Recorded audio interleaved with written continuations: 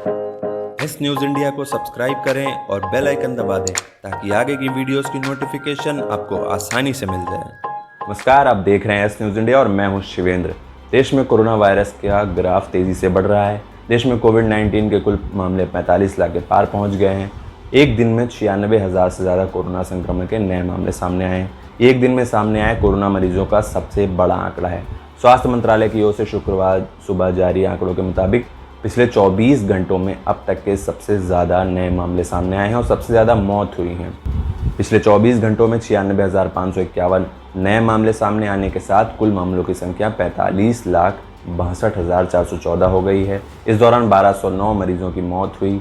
इसी के साथ अब तक वायरस की वजह से 76,271 से ज़्यादा लोगों की जान जा चुकी है। हालांकि राहत की बात यह है कि कोरोना को मात देने वाले लोगों की संख्या 35 लाख के पार पहुंच गई है।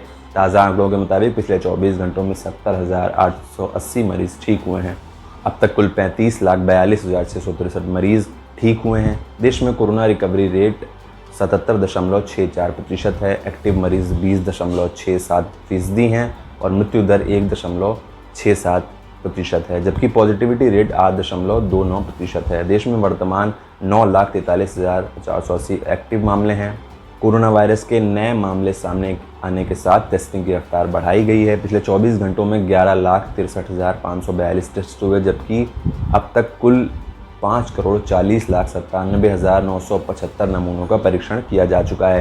हालांकि स्वास्थ्य मंत्रालय की प्रेस कॉन्फ्रेंस में कहा गया था कि भारत में एक हफ्ते में रोजाना 10 लाख टेस्ट हो रहे हैं। टेस्टिंग के मामले में सिर्फ एक देश हमसे आगे है। भारत में कुल 225 दिनों में 45 लाख कोरोना मामले सामने आए हैं। 1 से 5 लाख मामले 39 दिन में, 5 से 10 लाख मामले 20 दिन में, 10 से 15 लाख मामले 12 दिन में, 15 से 20 लाख मामले 9 दिन में, 20 से 25 लाख मामले 8 दिन में, 25 से 30 लाख मामले 8 दिन में, 30 से 35 लाख मामले 7 दिनों में, 35 से 40 लाख मामले सिर्फ 6 दिनों में और 40 से 45 लाख मामले भी सिर्फ 6 दिनों में सामने आए हैं। 35 से 40 लाख मामले 6 दिनों में आए थे और ये बात नोट करने वाली 40 से 45 लाख मामले भी 6 दिन में सामने आए हैं।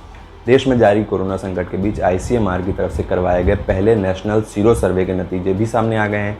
मई की शुरुआत तक 0.73% वयस्क यानी 64 लाख लोगों के कोरोना वायरस के संपर्क में आने के अनुमान लगाए गए हैं। सर्वे बताता है कि हर एक RT-PCR टेस्ट से एक कन्फर्म पॉजिटिव मामला सामने आ रहा था, तो उस समय 82 से 130 इन्फेक्शन के मामले थे। ये सर्वे उस समय के संक्रमण की स्थिति बताता है जब देश में लॉकडाउन था। सीरो सर्वे बताता है कि जिन जिलों में एक भी कोरोना मामला सामने नहीं आए थे, उन जिलों में भी सीरो सर्वे में संक्रमण की बात सामने आई है। सर्वे रिपोर्ट कहती है कि जिन जिलों में कोई केस नहीं था या कम केस थे, वहाँ पर मामले इसलिए भी कम आ रहे थे क्योंकि टेस्टिंग कम थी वहाँ पर, या फिर टेस्टिंग लेबोरेटरी तक पहुँचना आसान नहीं था वहाँ पर। ऐसी जगहों पर जिन मामलों पर शक है उनकी सर्विलेंस मजबूत की जाए और टेस्टिंग बढ़ाई जाए। कुल संक्रमित तो में 18.7% ऐसे थे जिनका काम ऐसा था कि इस बात का ज़्यादा जोखिम था कि वो संभावित संक्रमितों के संपर्क में आए होंगे।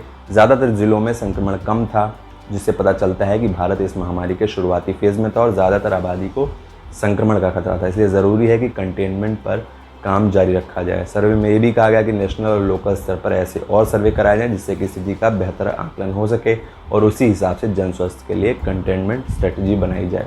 सीरो सर्वे 11 मई से 4 जून के बीच कराया गया था। इस सर्वे में 18 साल से ऊपर के वयस्क के लोगों का सैंपल लिया गया था। सर्वे का सैंपल साइज 28,000 था, जबकि देश के 21 राज्यों के 70 जिलों के 700 गांव और वार्ड में इस सर्वे को किया गया था, जिसमें से 181 यानी 25.9% शहरी इलाके थे। ये सर्वे 4 स्तर पर किया गया था। जिलों को कोरोना मामलों के आधार पर 4 श्रेणियों में बांटा गया था: 0 केस, कम केस, मध्यम केस और बहुत केस।